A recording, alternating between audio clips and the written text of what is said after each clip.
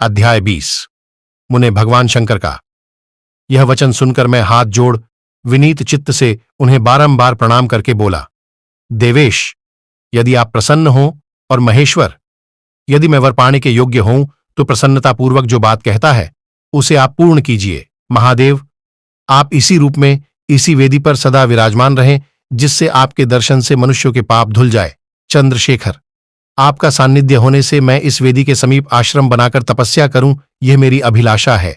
चैत्र के शुक्ल पक्ष को त्रयोदशी को पूर्वा फाल्गुनी नक्षत्र में रविवार के दिन इस भूतल पर जो मनुष्य भक्तिभाव से आपका दर्शन करे उसके सारे पाप तत्काल नष्ट हो जाए, विपुल पुण्य की वृद्धि हो और समस्त रोगों का सर्वथा नाश हो जाए। जो नारी दुर्भगा, वंध्या, कानी अथवा रूपहीना हो वह भी आपके दर्शन मात्र से ही अवश्य निर्दोष हो जाए। मेरी यह बात उनकी आत्मा को सुख देने वाली थी। इसे सुनकर भगवान शिव ने प्रसन्न चित्त से कहा, विधाता, ऐसा ही होगा। मैं तुम्हारे कहने से संपूर्ण जगत के हित के लिए अपनी पत्नी सती के साथ इस वेदी पर सुस्थिर भाव से स्थित रहूंगा।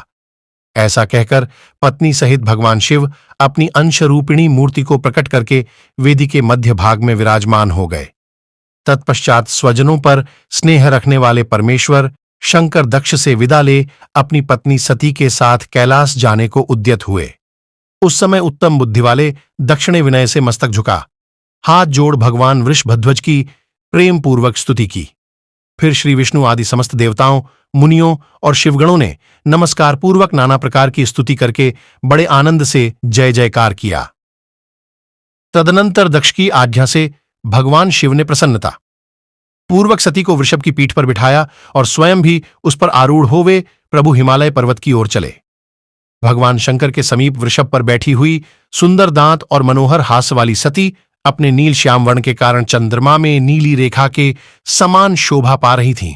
उस समय उन नव दंपति की शोभा देख श्री विष्णु आदि समस्त देवता, मरीचि आदि महर्षि तथा दूसरे लोग ठगे से रह गए, हिलडुल भी न सके तथा दक्ष भी मोहित हो गए। तत्पश्चात कोई बाजे बजाने लगे और दूसरे लोग मधुर स्वर से गीत गाने लगे। कितने ही लोग प्रसन्नतापूर्वक शिव के कल्याणमय उज्ज्वल यश का गान करते हुए उनके पीछे पीछे चले। भगवान शंकर ने बीच रास्ते से दक्ष को प्रसन्नतापूर्वक लौटा दिया और स्वयं प्रेमाकुल हो प्रमथगणों के साथ अपने धाम को जा पहुंचे। यद्यपि भगवान शिव ने विष्णु आदि देवताओं को भी विदा कर दिया था तो भी वे बड़ी प्रसन्नता और भक्ति के साथ पुनः उनके साथ हो लिए। उन सब देवताओं, प्रमथगणों तथा अपनी पत्नी सती के साथ हर्ष भरे शंभु हिमालय पर्वत से सुशोभित अपने कैलाश धाम में जा पहुंचे। वहां जाकर उन्होंने देवताओं, मुनियों तथा दूसरे लोगों का बहुत आदर सम्मान करके उन्हें प्रसन्नतापूर्वक विदा किया। शंभु की आज्ञा ले वे विष्णु आदि सब देवता तथा मुनि नमस्कार और स्तुति करके मुख पर प्रसन्नता की छाप लिए अपने अपने धाम को चले गए। सदाशिव का चिंतन करने वाले भगवान शिव भी अत्यंत आनंदित हो हिमालय के शिखर पर रहकर अपनी पत्नी दक्ष कन्या सती के साथ विहार करने लगे।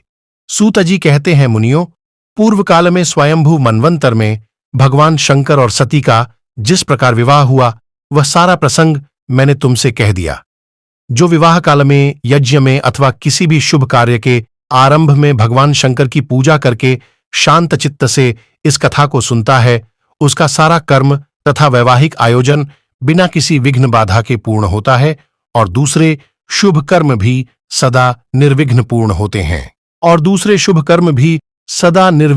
होते हैं। इस शुभ उपाख्यान को प्रेम पूर्वक सुनकर विवाहित होने वाली कन्या भी सुख, सौभाग्य, सुशीलता और सदाचार आदि सद्गुणों से संपन्न साध्वी स्त्री तथा पुत्रवती होती है। नमः शिवाय।